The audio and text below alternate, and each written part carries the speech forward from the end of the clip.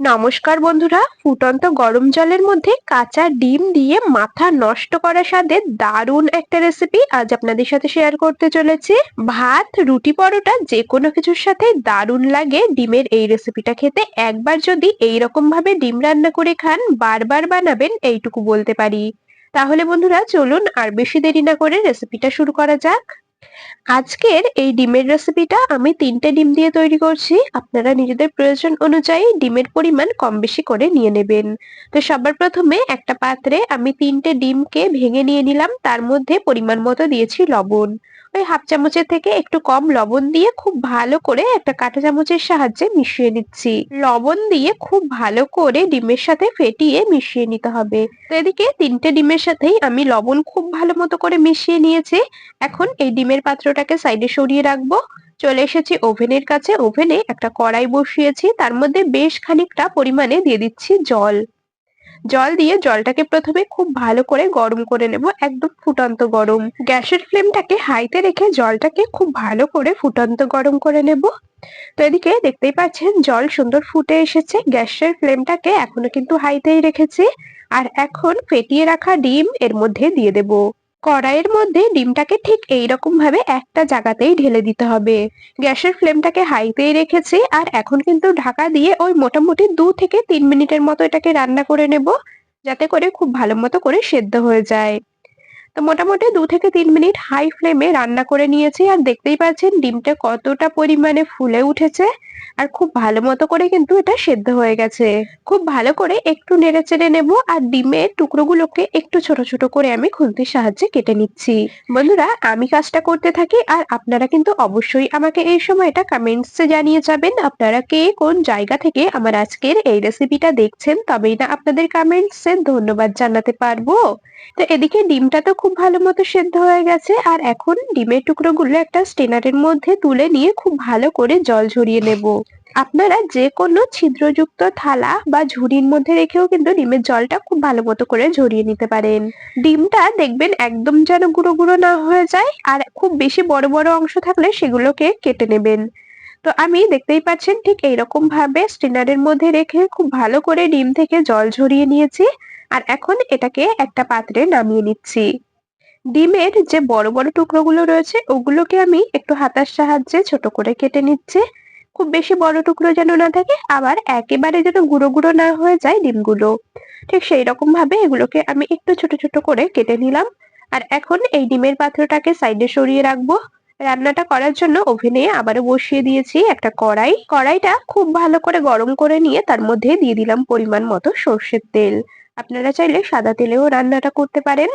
তো আমি সর্ষের তেল দিয়েছি, তেলটাকেও বেশ ভালো করে গরম করে নিতে হবে। সর্ষের তেল দিয়ে তেলটাকেও বেশ ভালো করে গরম করে নিয়েছি। এখন এর মধ্যে দিয়ে দিচ্ছি হাফ চামচ গোটা সাদা জিরে, দিয়ে দিচ্ছি 5 থেকে 6 কোয়ার মতো কুচিয়ে নেওয়া রসুন, ছোট এক টুকরো মানে ওই 1 ইঞ্চির মতো আমি আদা গ্রেটারের সাহায্যে গ্রেট করে রেখেছি, সেটাকে দিয়ে দিলাম। খুব ভালো করে আদা আর রসুন দিয়ে একটু ভেজে নেব যতক্ষণ না এর কাঁচা গন্ধটা চলে যাচ্ছে। তো হালকা করে কয়েক সেকেন্ডের মতো একটু নেড়েচেড়ে ভেজে নিয়েছি। এখন দিয়ে দিচ্ছি একটা বেশ বড় সাইজের কুচিয়ে নেওয়া পাকা টমেটো আর 3টের মতো কুচানো কাঁচা লঙ্কা। টমেটোর টুকরোগুলোকে দিয়ে বেশ ভালো করে একটু ভেজে নেব, টমেটোটা পুরোপুরি নরম হয়ে আসা পর্যন্ত। টমেটো আর কাঁচা লঙ্কা দিয়ে ওই মোটামুটি আমি 2 মিনিটের মতো একটু নেড়েচেড়ে ভেজে নিয়েছি। খুব সুন্দরভাবে টমেটোটা দেখতেই পাচ্ছেন সফট হয়ে গেছে।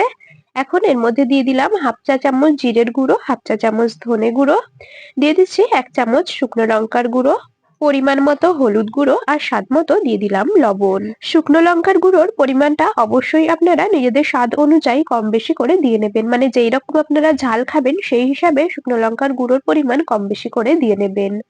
আবার চাইলে শুকনো লঙ্কার গুঁড়োর পরিবর্তে শুধুমাত্র কাঁচা লঙ্কা দিয়েও কিন্তু রান্নাটা করতে পারেন।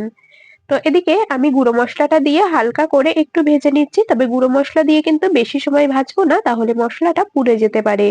কয়েক সেকেন্ডের মতো একটু নেড়েচেড়ে নিয়েছি, তারপর এর মধ্যে ভাপিয়ে রাখা ডিমটাকে দিয়ে দিলাম। ডিমটা দিয়ে খুব ভালো করে আবারও কিন্তু মশলার সাথে নেড়েচেড়ে মিশিয়ে নেব।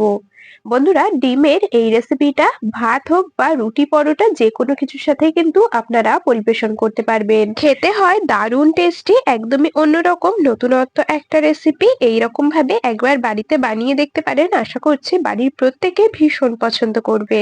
আর আপনারা কারা কারা ঠিক এইরকম ভাবে ডিম রান্না করে খেয়েছেন অবশ্যই কিন্তু আমাকে কমেন্টস করে জানিয়ে যাবেন।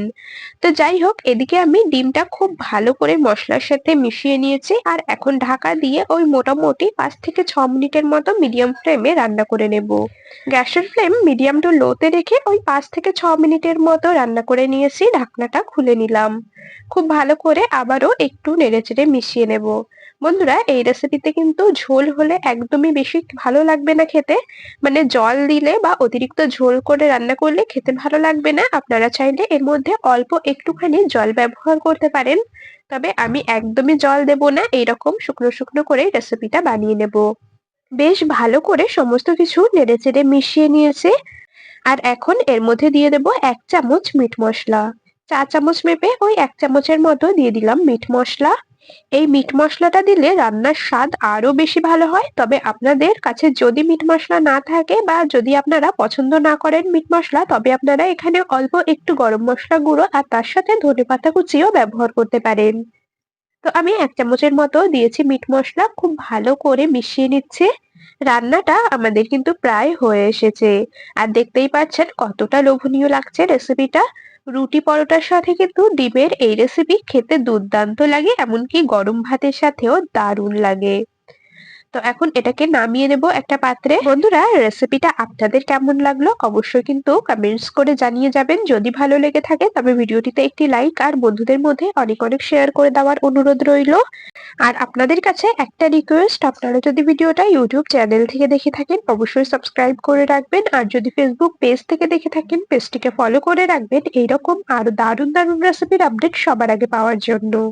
তাহলে বন্ধুরা, আজ এখানেই শেষ করছি। আবার দেখা হবে পরবর্তী কোনো রেসিপির সাথে। ততক্ষণ সকলে ভালো থাকবেন, সুস্থ থাকবেন।